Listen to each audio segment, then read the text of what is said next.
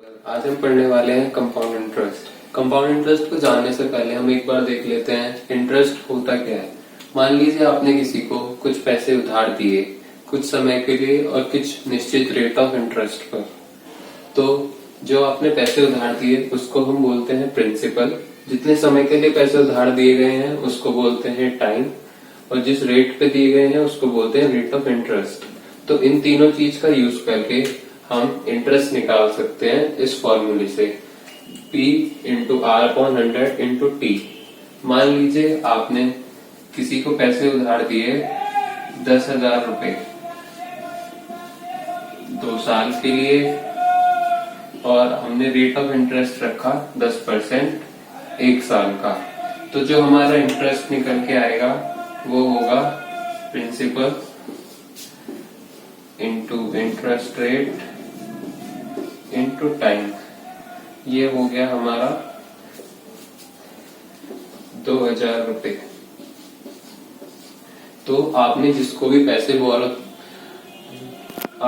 आपसे जिसने भी पैसे बोरो किए हैं वो आपको आपका जो ओरिजिनल अमाउंट है जो है 10,000 रुपए, उसमें 2,000 रुपए एक्स्ट्रा डाल के देगा आपको, जो कि वो है हमारा इंटरेस्ट। तो आपके पास जो टोटल अमाउंट आएगा वो हो जाएगा हमारा ₹10,000 प्लस ₹2,000, जो कि हो गया 12,000 रुपए।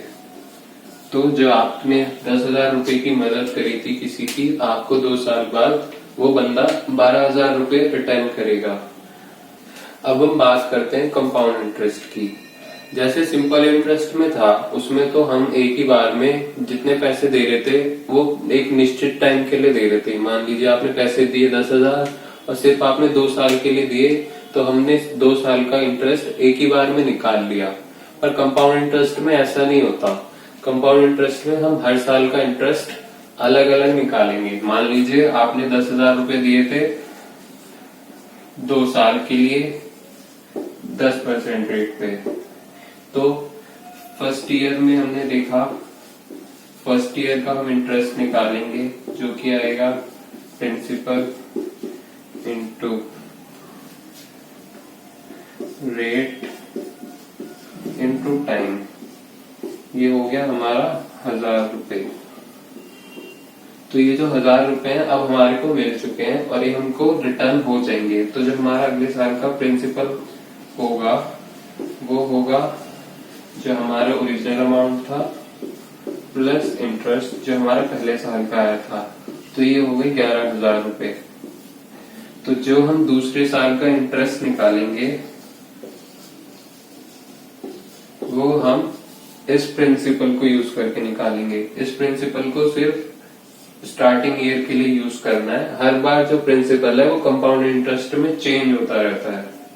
तो इसको यूज करके हम सेकेंड ईयर का इंटरेस्ट निकालेंगे।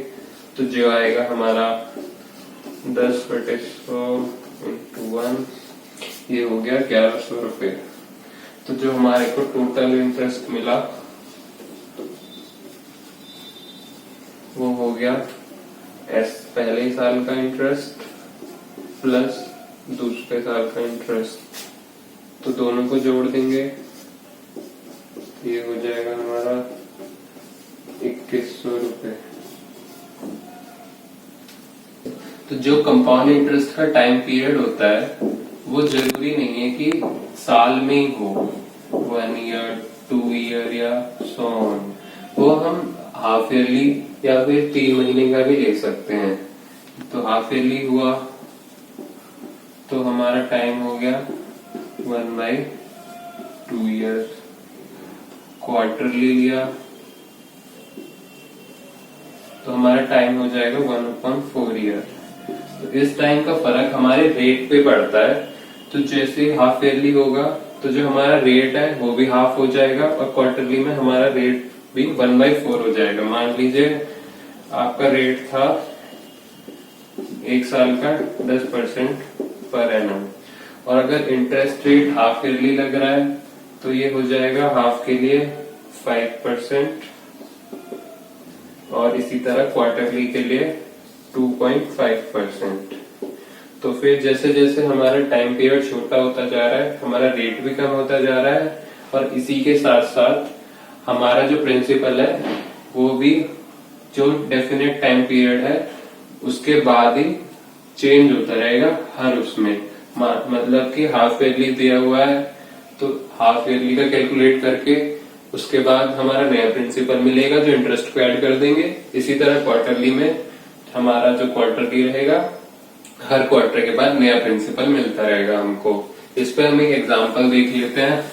तो मान लीजिए आपको प्रिंसिपल दिया गया है 10,000 रुपए का और रेट दिया गया है 10% और टाइम आपको दिया गया है 1 साल का, और इंटरेस्ट हमारा कैलकुलेट हो रहा है क्वार्टरली बेसिस पर। तो इंटरेस्ट क्वार्टरली बेसिस पर कैलकुलेट हो रहा है तो हमारा टाइम जो हो जाएगा वो हो जाएगा 1/4 ईयर,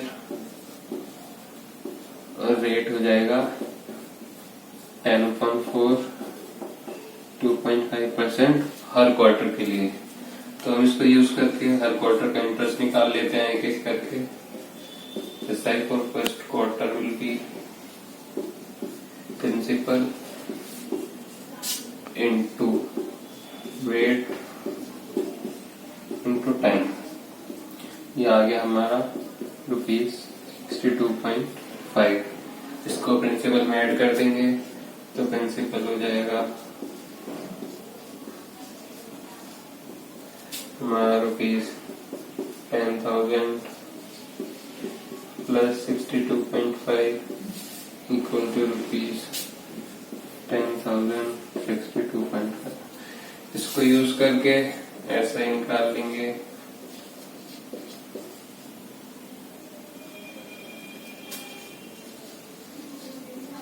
Q2 के लिए जो कि हो जाएगा प्रिंसिपल हमारा ये वाला 10,062.5 into 2.5/100 into 1/4, और ये हो जाएगा हमारा 62.89।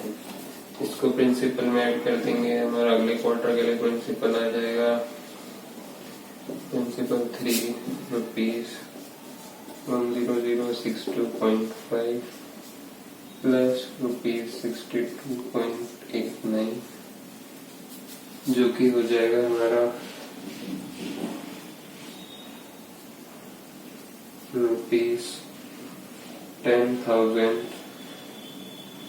हो गया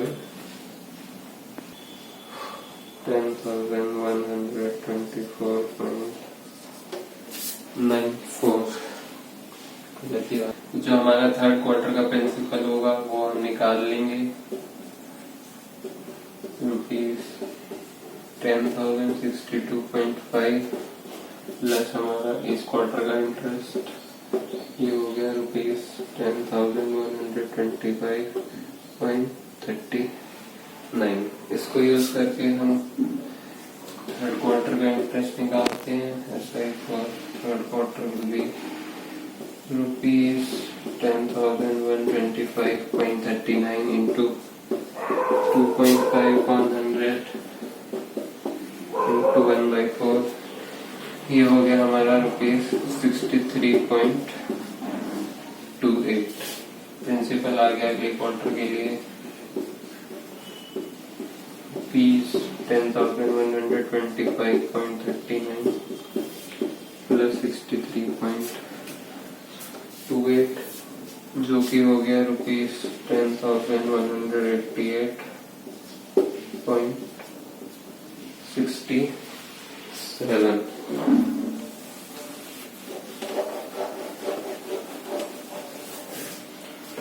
अब लास्ट क्वार्टर का interest SI for fourth quarter will be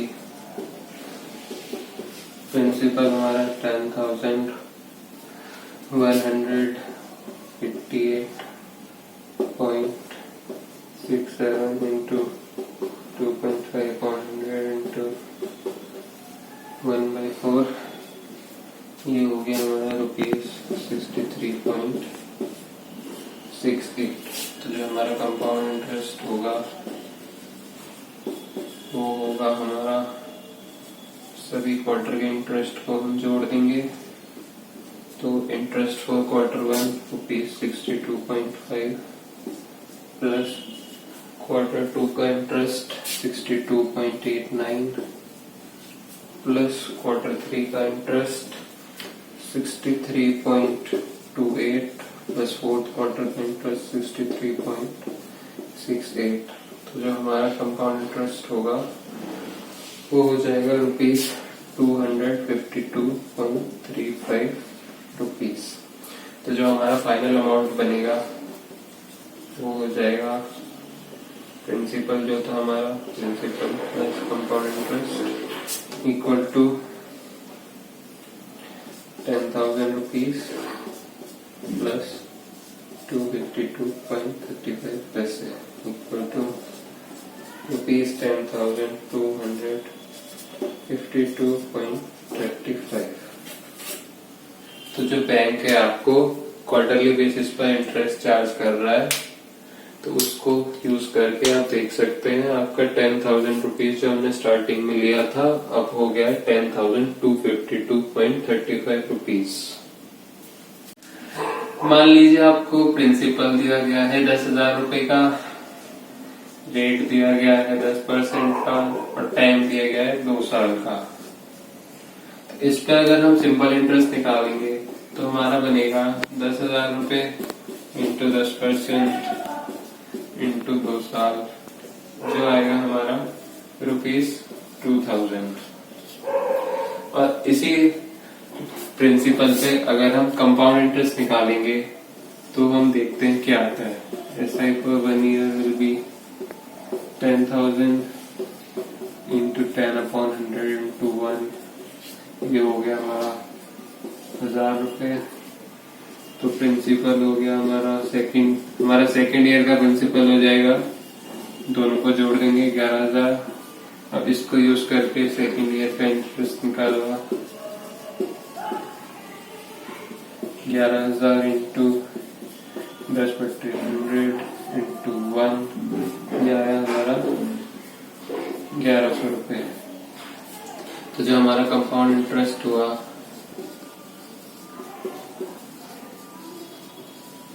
वो होगा, दोनों इंटरेस्ट को हम ऐड कर देंगे तो कितना हो गया, ₹1,000 प्लस 1,100 जो कि हो गया ₹2,100। तो आप देख सकते हैं जो हमारा सिंपल इंटरेस्ट था 2 साल का वो आ रहा है ₹2,000 और जो हमारा कंपाउंड इंटरेस्ट है वो आ रहा है ₹2,100। जाहिर सी बात है कंपाउंड इंटरेस्ट सिंपल इंटरेस्ट से ज्यादा है। हम किसी भी टाइम पीरियड के लिए कैलकुलेट करेंगे तो कंपाउंड इंटरेस्ट हमेशा सिंपल इंटरेस्ट से ज्यादा ही आएगा। यही फायदा है कंपाउंड इंटरेस्ट का सिंपल इंटरेस्ट के ऊपर। चलिए हम अब एक क्वेश्चन देख लेते हैं। इसमें हमको दिया गया है Rahul invest ₹6,000 for 2 years at certain rate of interest compounded annually. At the end of first year, it amounts to ₹6,720 and we have to calculate the rate of interest and amount at the end of second year. तो हमको दिया गया है, यहाँ पे principal दिया गया है, टाइम दिया गया है और फर्स्ट ईयर के बाद जितना अमाउंट बना है वो दिया गया है। हमको रेट ऑफ इंटरेस्ट पूछ रहा है और जो 2 साल के बाद हमको रिटर्न मिलेगा वो पूछ रहा है। तो फर्स्ट ईयर के इंटरेस्ट को हम यहाँ से इजीली कैलकुलेट कर सकते हैं, अमाउंट में से प्रिंसिपल को माइनस कर देंगे। तो देखते हैं इंटरेस्ट फॉर फर्स्ट ईयर का इंटरेस्ट निकाल लेंगे हम। अमाउंट आफ्टर 1 ईयर माइनस कर देंगे जो हमको प्रिंसिपल दिया गया है, तो ये आ गया हमारा ₹720 का इंटरेस्ट हो गया। इसको यूज करके हम रेट ऑफ इंटरेस्ट निकाल सकते हैं। हमको फॉर्मूला पता है, रेट होता है SI into 100 upon principal into time. SI हमारा है 720, अभी निकाला है हमने। प्रिंसिपल है हमारा ₹6,000 और टाइम है 2 साल। तो हमारा रेट ऑफ इंटरेस्ट आ गया यहाँ पे 12% पर एनम। ठीक है, चलिए तो आ गया हमारा रेट ऑफ इंटरेस्ट। अब जो अमाउंट होगा सेकंड ईयर के बाद वो निकाल लेते हैं। फर्स्ट ईयर के बाद का हमको अमाउंट दिया गया है, तो इसी के ऊपर हम सेकंड ईयर का इंटरेस्ट कैलकुलेट करेंगे। Interest for second year equal to principal for second year जो भी दिया गया है, रेट हमने अभी निकाला ही है 12% और टाइम। तो इसको यूज करके जो हमारा इंटरेस्ट आया वो आएगा ₹806.40। इसको हम फर्स्ट ईयर के अमाउंट में ऐड कर देंगे तो हमको सेकंड ईयर के बाद का अमाउंट मिल जाएगा।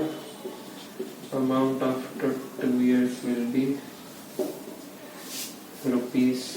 ₹6720 प्लस ₹806.40। तो ये आ गया हमारा ₹20.4625.75.26 चलिए आज की क्लास को यहीं पे खत्म करते हैं। उम्मीद है आपको आज का पढ़ाया हुआ समझ आया होगा। अगर आपको कोई भी दिक्कत है तो आप कमेंट सेक्शन में कमेंट करके पूछ सकते हैं। तब तक के लिए नमस्कार, मिलते हैं जल्दी अपनी अगली वीडियो के साथ।